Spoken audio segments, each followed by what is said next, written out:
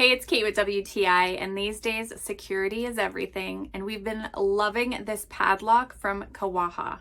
Now, what makes this unique is it is so incredibly sturdy. So we have our ice hut on a river, and we don't come every single day. So it's super important that our stuff stays locked and secure and that nobody can get in when we don't invite them.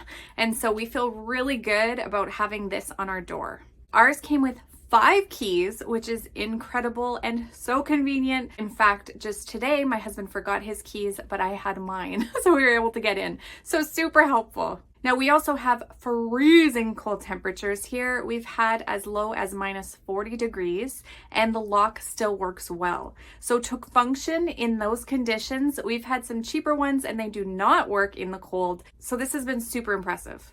It only opens and closes one way, and you also can't take the key out if it's unlocked. So you have to lock it again to retrieve your key. So that's just an extra security measure. So if you're looking to keep your stuff secure, you want to keep that door locked and intruders out, I think that you will love this one. It's definitely the best padlock we've ever tried, so I'm sure it will impress you too, and that's my point of view.